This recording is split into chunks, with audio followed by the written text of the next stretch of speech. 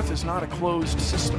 Gas dome. The Earth is a closed system. Glass dome. Earth is not a closed system. Gas dome. The Earth is a closed system. Glass dome. Earth is not a closed system. Gas dome. The Earth is a closed system. Glass dome. Get it? Glass dome. Gas dome. Are you with me? You want answers? I think I'm entitled. You want answers? I want the truth! You can't handle the truth! Now, one thing I really want your generation to embrace is that the Earth is a closed system. The Earth is a closed system. We cannot leave the Earth. There's no place to go. Now, a lot of scholars are out there today suggesting or demanding that the word firmament is simply an expanse.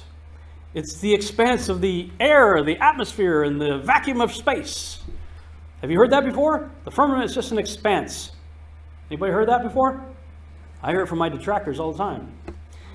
Funny thing is, the Hebrews and the Greeks disagree with that, especially the Hebrew scholars that took their Hebrew text and translated the Hebrew into Greek. So these are Hebrew people who understand their Hebrew culture, their Hebrew scriptures. They took the Hebrew words and translated them into Greek for the Septuagint. And the word that they chose for the Hebrew word rakia, when they translated it into Greek, was sterioma. And that word, the origin of that word, is a combining form borrowed from Greek where it meant solid, used with reference to hardness, solidity, three-dimensionality in the formation of compound words. And when you just look at other online resources such as blueletterbible.com, look up the word rakia, you'll see right there it's an extended surface, solid, expanse, firmament, expanse, flat as base, support, firmament of vault of heaven supporting waters above, considered by Hebrews as solid and supporting waters above. Over and over and over again, you see that the Hebrews understood it to be solid. The word rakia comes from a root word raka. Forgive me if I'm pronouncing these words wrong. And when you look up that word, that root word, it talks about to beat, to stamp out, to spread out, to stretch, to stamp out, to beat out, like when you're pounding metal. Spreading metal out by beating on it. I don't know how you can beat on air to create an expanse. And Job, which I believe actually predates Genesis, comes right out and tells you. In Job chapter 37, verse 18, pick your translation. I grew up in the King James. So the King James says, "Hast thou with him spread out the sky, which is strong as a molten looking glass?" What's a molten looking glass? It's a mirror made out of beaten down metal. I mean, Job comes right out and tells you this thing is hard. Because the thing is, the scientists are literally saying that they're bouncing signals off of the sky. Now, their excuse is saying it's a shell of electrically charged particles, but this seems to be their excuse and their only way to describe what they are witnessing. Because if you think about it with common sense, the air is supposed to be thinner the farther you go up. And so how are they possibly bouncing signals off of the sky? You see, satellites do not exist. They're just bouncing signals off this reflective dome firmament. The reflective properties of the dome firmament is part of the reason why you see rainbows, sundogs, and more. Because according to my research, the dome is most likely some form of reflective material. In Egyptian mythology, Nut is the goddess of the sky. She is seen star-covered, arching over the earth, representing its dome. In Greek mythology, Uranus was the primeval god of the sky. The Greeks imagined the sky as a solid dome of brass, whose edges descended to rest upon the outermost limits of the flat earth. Uranus was the literal sky, and Gaia the earth. In the Roman era, he was often depicted as Aeon, god of eternal time, in the form of a man holding the zodiac wheel, standing above Gaia. The Hebrews believed the sky was a solid dome. They called this solid vault of heaven the Rakia, with the sun, moon, and stars beneath. In Indian mythology, the dome is called Brahmanda. This is the structure of the world according to Finnish mythology, showing a dome with the stars projected onto it. In the Aboriginal conception of the world, the earth was circular and flat, covered by the dome of the sky, which stretched out to the horizon. And there have been many ancient artifacts found, which the mainstream has called stone handbags. But as you can see, there's no area to even carry anything. These were not handbags, they're artistic depictions of the dome here on flat Earth. So many ancient peoples knew about this dome and wove it into their worldview. the elite would have us believe that these are just made-up cosmologies, invented by peoples who were too scientifically ignorant to understand reality. But there is no coincidence that the same description of a flat Earth and dome is so common. These cultures around the world had special knowledge about the nature of this place we are living in. And it may be hard to see tonight, but we are all standing under a glass ceiling right now. Something really strange going on about 100 kilometers up, and it's not really talked about much. I think the Wild Heretic website's gone into this quite well. I want to accentuate it. Now, the thermosphere starts around 100 kilometers up. This is sort of the area where NASA seem to have a lot of trouble, but that's for another subject. What happens at 100 kilometers up? It goes from around minus 50, 60 degrees, which is pretty cold, to well over 200 degrees in a really thin layer of altitude, all around 100 kilometers up. What would cause this drastic change of temperature? What could do this? What could be there? I mean, I've personally not seen enough evidence to suggest anything's even gone past this 100-kilometer range, but that's for another time. Now, the ionosphere is around 60 kilometers up to 600 kilometers up, and it's full of ionized radiation. And many communication technologies bounce off this. They bounce off whatever's going on around 100 kilometers up. So it's like there's a layer there. Even the Northern Lights, they start at 100 kilometer up as well. They never come below 100 kilometers. And they go up to around 120 kilometers usually, but can go up to 500 kilometers. This is a quote from an article taken from ibtimes.com, and I've got the link there for that. It says, the Earth is protected from fast-moving killer electrons by an invisible plasma shield. Impossible radio transmissions in 1915 where essentially the entire world could hear a transmission. That was before satellites, obviously. Okay. First transmission of the BBC Empire Service was broadcast on the 19th of December 1932 from this building. And it shows here basically all the places it could hear. Okay. 1915, Arlington, Virginia. They're able to hear this message, this transmission, in Europe, Hawaii, which is basically impossible, okay, without satellites, allegedly, allegedly without satellites. So it's kind of curious why they were able to do that. It kind of defies heliocentrism, considering that we're allegedly on a convex ball. There's no way for those radio transmissions going in a straight line to curve around the Earth, right? And even if you have the bounce effect that they allegedly, and they don't even explain that right. Even if you take into consideration like AM radio and the bounce effect and all this type of stuff, and other types of frequencies that can bounce off the alleged ionosphere, which is another quandary right there. How does it bounce off this mysterious ionosphere? Why does everything bounce off this ionosphere? The Kármán line. High above the Earth's atmosphere, harmful electrons that make up the outer band of the Van Allen radiation belt travel at nearly the speed of light, pelting everything in their path. Exposure to such high-energy radiation can harm satellite electronics and pose serious health risks to astronauts. However, despite their intense energy, these electrons circling around the planet's equator cannot come below 7,200 miles from the Earth's surface due to the shield, scientists said in a... The height of the Heaviside layer, which is the dome of the sky, has been measured by the time taken by radar waves to return to Earth. This distance has been given as being from 40 to 50 kilometers in the daytime, and 90 kilometers during nighttime, but the figure obtained for the day may be considered unreliable, since it may well be believed that an acceleration takes place in the propagation of the waves due to the heat of the sun. It is known, on the other hand, that the thickness of the atmosphere has also been measured. But the atmosphere is invisible, and since the dome is the only surface on which the eye can rest, it is clear that the thickness of the atmosphere means the height of the dome.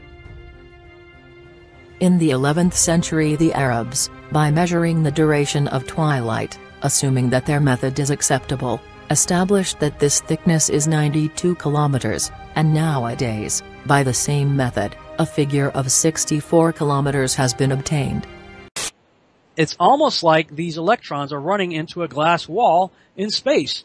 Daniel Baker of the University of Colorado Boulder and the study's lead author said, In 1947, during Operation High Jump, Admiral Byrd discovered the outer boundaries of the firmament. Many of his men's planes were disappearing very quickly. A lot of them were crashing into invisible barriers and disintegrating in mid-flight. It was shortly after discovering this barrier that Byrd discontinued his mission and returned home. What happened is Byrd's planes encountered the walls of the vaulted dome. Soon after, many measures like the Antarctica Treaty and a consistent military presence at the ice wall were put in place to cover up the structure of our enclosed world system, while also preventing unwarranted intrusion which could lead to an announcement of the discovery of the Earth's dome. And in that film we show footage of the Navy planes landing in these lakes. But even more so, he found, to his amazement, that his planes were disappearing very quickly. A lot of them crashed into invisible barriers and disintegrated in mid-flight. This is an indication that the Germans had already perfected the force field shields, and they were up and operational around the German colony at Neuschwabenland. somewhat like the shields created by force fields in Star Trek that were used to repel alien weapons, we are seeing an invisible shield blocking these electrons. It's an extremely puzzling phenomenon. Lightning is a phenomenon which results from the electrification of the vault, but it must be explained that the luminous branches and ramifications which are observed in what is called forked lightning are not lightning at all, strictly speaking, neither do they traverse the atmosphere as is believed. They correspond to luminous electrical currents, which travel in the vault of the sky itself, where they follow irregular tracks, probably metallic veins, and it can also be seen that they adopt the convex shape of the vault. These currents contribute eventually to the accumulation at a certain spot of the quantity of electricity which is required to cause a discharge towards the Earth, which occurs then in a direct line. The invisible shield, dubbed the plasmaspheric hiss, is made up of very low-frequency electromagnetic waves in the Earth's upper atmosphere.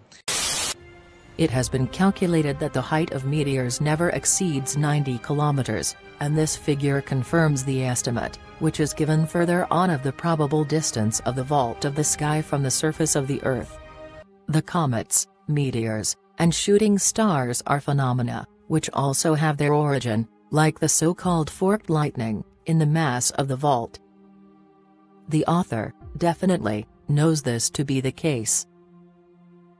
Comets are spontaneous luminous manifestations, which are created by electrical reactions occurring in the vault of the sky, and this explains their unexpected and sudden appearances, as well as their rapid and erratic movements, indifferently direct or retrograde. The passage of a comet is not accompanied by sound, that is to say that there is no electrical discharge like in the case of lightning, which causes the vault to split and detonate. It can be surmised that lightning takes place in the thickness of the vault, whereas a comet is a surface phenomenon. The orbit of comets which may be seen to sweep across the vast expanse of the sky is described as parabolic. This means, in fact, since the passage takes place on the surface of the dome, that the orbit follows exactly the curvature of same and acquires, therefore, a seemingly parabolic shape. The formation of comets seems to be due to the influence of the satellite disks of the Earth as they pass at certain points of the vault of the sky, otherwise, when they occupy certain degrees of the zodiac, particularly the 29th degree of Sagittarius. In the case of Encke's comet of December 21, 1795, the Sun was at the 29th degree of Sagittarius.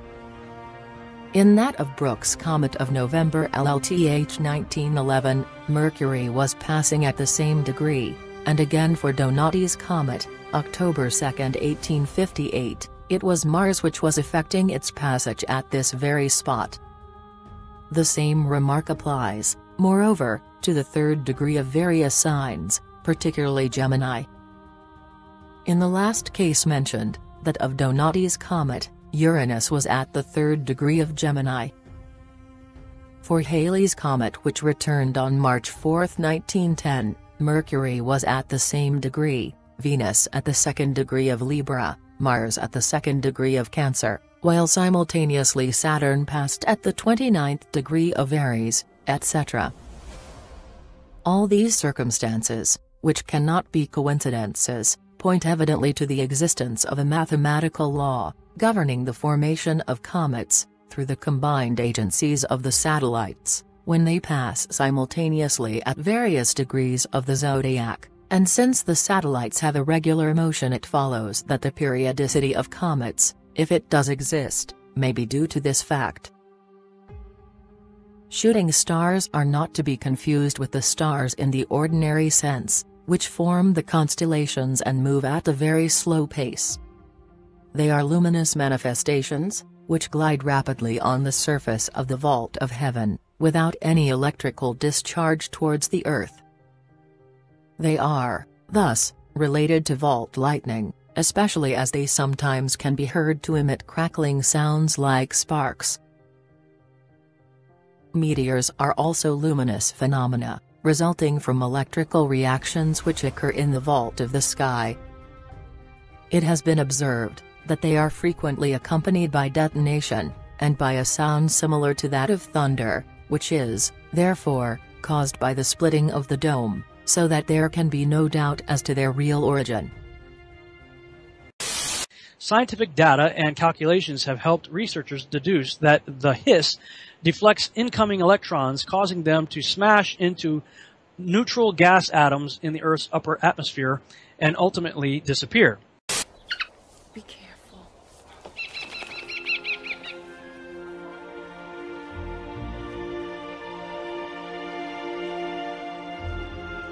How high is this thing? Farouz!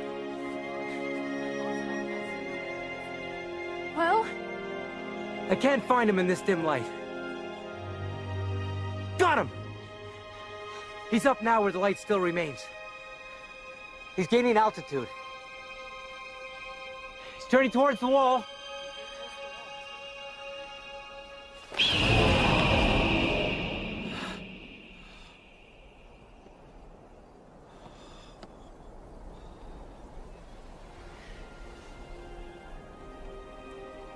Why are you stopping? What's happened? Dermot. He disappeared. And ultimately disappear. It's a very unusual, extraordinary, and pronounced phenomenon, John Foster, Associate Director of MIT's Haystack Observatory, said in a statement. What this tells us is if you parked a satellite or an orbiting space station with humans just inside this impenetrable barrier, you would expect them to have much longer lifetimes. That's a good thing to know. I guess I'm up against the highest, hardest stained glass ceiling. The latest study is based on data collected by NASA's Van Allen probes that are orbiting within the harsh environments of the Van Allen radiation belt. Oh, you mean the one that they just flew through, no problem, back in the 60s? Huh, in the 70s? We went right out through them. No effects on your cells? Didn't even know it. I don't think anybody, well, maybe somebody said you went through the radiation belt, but we didn't feel it inside. During the study, the researchers observed an, quote, exceedingly sharp barrier, end quote, against harmful electrons, which was steady enough to withstand a solar wind shock in October 2013. Don't waste any more time. Visit the links above now and order my book, 16 Emergency Landings Proving Flat Earth. Visit my online store now and order the new enhanced Gleason's Flat Earth map. This map used to be in every school and library in the nation before NASA was created in 1958, when the maps were ordered removed.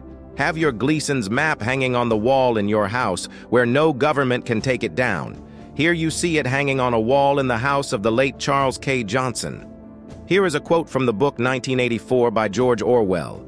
Every record has been destroyed or falsified, every book rewritten, every picture has been repainted, every statue and street building has been renamed, every date has been altered, and the process is continuing day by day and minute by minute. History has stopped. Order your map now.